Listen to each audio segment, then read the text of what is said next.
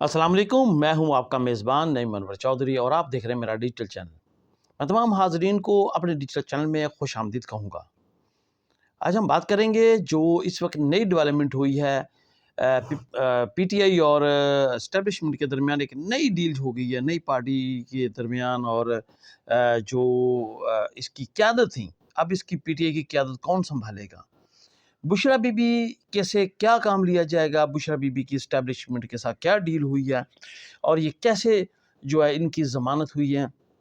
और इसके बाद बुशरा बीबी को आज रिहाई क्यों नहीं मिल सकी? ये इस पे आज हम बात करेंगे और इसमें भी बात करेंगे कि पीटीआई दरअसल एक रोंदू पार्टी बन चुकी है। रोंदू पार्टी को आप समझते हैं कि रोंदू पार्टी किसको कहते होते हैं? इस पर भी आज हम बात करेंगे। पीटीआई के पास कोई बयानिया नहीं रहा।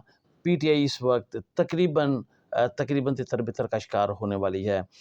इस पर भी आज हम बात करेंगे और कैसे होने वाली है इस पर भी बात करेंगे। सबसे पहले तो जिन लोगों ने मेरे चैनल को सब्सक्राइब नहीं किया, मेरे चैनल को सब्सक्राइब कर लें। बेल आइकन के बटन को ज़रूर दबाएँ ताकि वो मेरा हर नया आने वाला व्लॉग आप तक फ़ौरी पहुँचता रहे। सबसे पहले हम आते हैं अपनी व्लॉग की तरफ, तो उसमें सबसे पहले हम बात करते हैं पीटीआई कैसे रोंदू पार्टी बन गई है। पैसे पीटीआई उसको रोंदू पार्टी कैसे कहा जाता है? वो दरअसल बात ये है कि पीटीआई जो है उससे अब कोई फ़ैसला नहीं हो रहा। कोई फ़ैसला वो करने में उनको कोई समझ नहीं आ रही कि अब उनको वो क्या फ़ैसला करें। वो एक बार एक प्रेस कॉन्फ्रेंस करते हैं, फिर वो दूसरी करते हैं, फिर वो तीसरी करते हैं, फिर वो बात में मुकर जाते हैं, कभी बात में मान जाते हैं। दरअसल ये 26वीं आईनी तरमीम हुई है, इस पर मौलाना फजल रहमान के साथ उन्होंने मिलकर एक नया मसवदा तैयार किया था इस अमेंडमेंट का और इसको और बाकायदा मौलाना फजल रहमान के साथ खड़े होकर उन्होंने बाकायदा प्रेस कॉन्फ्रेंस कर दी जिसमें मौलाना फजल रहमान साहब ने कहा था हमने काले सांप के दांत तोड़ दिए हैं। ये मौलाना फजल रहमान साहब ने कहा और इन्होंने बहुत ज़्यादा अप्रिशिएट किया था पीटीआई ने, पीटीआई की लीडरशिप ने बहुत अप्रिशिएट किया था और उन्होंने वो इस मसवदे पर बिल्कुल तैयार थे और यही वो मसवदा था जो उन्होंने तैयार किया था। उसके बाद उन्होंने इसको जो है वो बाद में फिर जब वो इमरान खान के पास ले गया तो फिर उसका सबको पता है कि इमरान खान ने उन सबका पार्टी लीडरों का क्या हाल किया था और उसका क्या जवाब आया था वो सबके सामने है। दरअसल पीटीआई के पास समझ नहीं आ रही कि वो क्या करें, उनकी क़यादत कुछ करती है और उनका लीडर कुछ करता है। जो सुप्रीम कोर्ट थी, सुप्रीम कोर्ट के अंदर एक नई डेवलपमेंट हो गई है। जस्टिस मंसूर अली शाह और जस्टिस मुनीब अख्तर जिनके बारे में ये कहा जा रहा था कि वो रिज़ाइन कर रहे हैं, वो हमारा जो तोता खबर लेके आया उसके मुताबिक अब वो रिज़ाइन नहीं कर रहे हैं। अब जो हमारे तोते की खबर है वो उसका मतन ये है कि वो इसलिए रिज़ाइन नहीं कर रहे हैं कि पीटीआई जो है वो चाहती है कि वो उनके जो ये 8 रुकनी जज हैं जिसकी वजह से पीटीआई को बहुत से फ़ैसलों में रिलीफ़ मिल रहा है या पीटीआई वो समझती है कि वो इन जजेस की मौजूदगी में हमें मज़ीद रिलीफ़ मिल जाएगा तो वो अगर 2 जजेस ये चले जाएँगे तो फिर वो 6 जजेस रह जाएँगे और ये एक बेंच जो है वो उनकी ताकत कम हो जाएगी। और पीटीआई नहीं चाहती कि उनके जजेस की जो मजबूती है, जो सुप्रीम कोर्ट में जो उनकी ग्रिप है, वो कमज़ोर हो जाए। और जब वो 6 जज रह जाएँगे, वो 8 जजेस के मुकाबले में वो प्रेशर डेवलप नहीं कर सकेंगे सुप्रीम कोर्ट में जो वो करना चाहते हैं। दरअसल कुदरत का एक निज़ाम है, कुदरत के निज़ाम के सामने कोई भी नहीं चल सकता। दरअसल जो जस्टिस मंसूर अली शाह साहब हैं और जस्टिस मुनीब अख्तर हैं, इन सबसे सीनियर जस्टिस यही आफरीदी साहब हैं कि वो पेशावर हाई कोर्ट में उस वक्त वो ये चीफ जस्टिस होते थे और लेकिन साकिब निसार साहब ने जो जस्टिस मंसूर अली शाह साहब को है वो नीचे से उठा के उनको पहले सुप्रीम कोर्ट में लाया गया ताकि वो जस्टिस यही आफरीदी से सीनियर रहे हैं सुप्रीम कोर्ट में, ताकि दोबारा जब ये चीफ जस्टिस बने तो ये मंसूर अली शाह साहब यही बनना चाहिए। फिर उन्होंने सोचा कि फिर उन्होंने देखा कि इसके बाद जब देखा कि हो सकता है कि किसी वजह से ये मंसूर अली शाह साहब चीफ जस्टिस ना बन सकें, तो सेकंड में ये यही आफरीदी साहब जो है ये चीफ जस्टिस बन जाएंगे।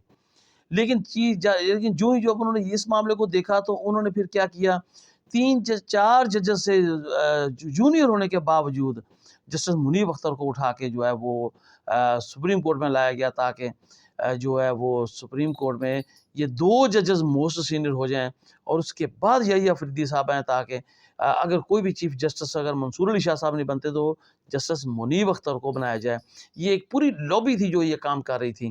لیکن اس کے بعد جو ہے وہ جسٹس یحییٰ آفریدی صاحب جو ہیں وہ تیسرے نمبر پر جو ان کو سپریم کورٹ میں لایا گیا، حالانکہ وہ ان دونوں ججز سے وہ سینئر تھے.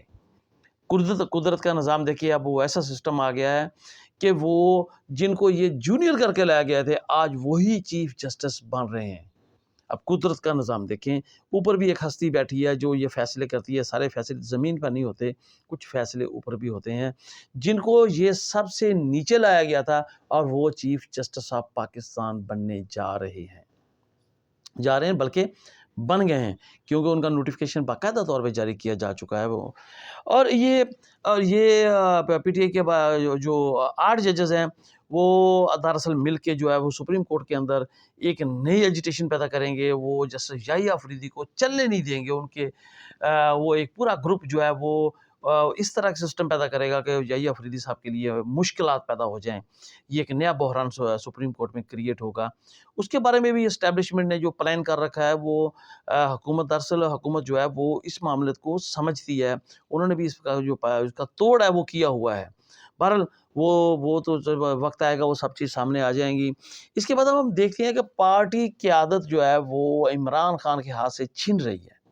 اب وہ پارٹی قیادت کس کے ہاتھ میں جا رہی ہے؟ پہلے جو خبریں آ رہی تھیں وہ یہ تھیں کہ پارٹی قیادت شاید خاقان عباسی صاحب یا پھر ثاقب نثار صاحب کے حوالے کی جائے گی. کوئی ایسا پلان بنایا جائے گا. لیکن اب جو ہے وہ جو ہمارا طوطا خبر لے کے آیا، جو ہمارے طوطے کی خبریں ہیں، اس نے آ کے جو ہمیں خبر دی ہے وہ یہ دی ہے کہ بشرا بی بی کے ساتھ جو ہے وہ بڑوں کی، وہ جو بڑے ہیں جو سب کرتا دھرتا ہیں، ان کے ساتھ 6 سے 7 ملاقاتیں ہو چکی ہیں جیل کے اندر. اور بشرا بی بی جو ہے وہ ان کے ساتھ کوآپریٹ کرنے کو تیار ہے، ان کے ایجنڈے پر چلنے کو تیار ہے، ان کے ساتھ چلنے کو تیار ہے. اب وہ دراصل ایک ملاقات میں ایک چھوٹا سا ایک پوائنٹ ان کا جو باقی تھا اس پہ ابھی اتفاق نہیں ہوا تھا. اس کا سب سے بڑا ثبوت یہ ہے کہ جب ان کے ہائی کورٹ میں جب جسٹس صاحب نے جو سرکاری وکیل تھے، جو اٹارنی تھے، جو ایف آئی اے کے وکیل تھے، ان سے جب یہ پوچھا گیا کہ آپ نے بشرا بی بی کو انویسٹیگیٹ کیا، تو انہوں نے کہا ہمیں انویسٹیگیٹ کرنے کی ضرورت نہیں ہے. یعنی کہ یہ وہ الفاظ ہوتے ہیں جو ملزم کو فائدہ دیتے ہیں، ملزم کی ضمانت میں فائدہ دیتے ہیں.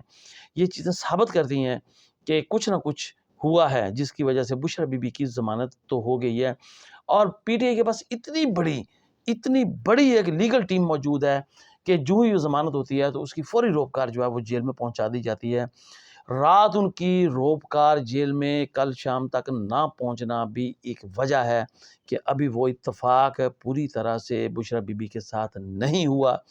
اگر بشرا بی بی کے ساتھ آج اتفاق ہو جاتا ہے تو بشرا بی بی آج روبکار کے بعد رہا کر دی جائیں گی. اگر بشرا بی بی کے ساتھ آج وہ معاملہ طے نہیں پاتے تو پھر ایک اور نیا مقدمہ آج بشرا بی بی کے خلاف بن جائے گا، اور بشرا بی بی پھر کبھی بھی جیل سے باہر نہیں آ سکیں گی.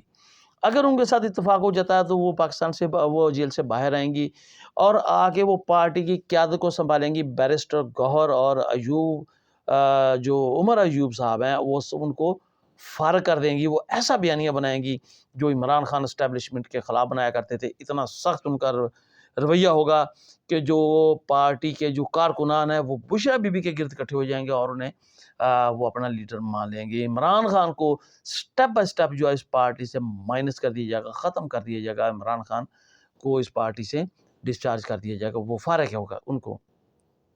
اب بشرا بی بی کو اس کی قیادت دے دی جائے گی تاکہ بشرا بی بی جو ہے وہ بانی پی ٹی آئی کی جگہ لے سکیں.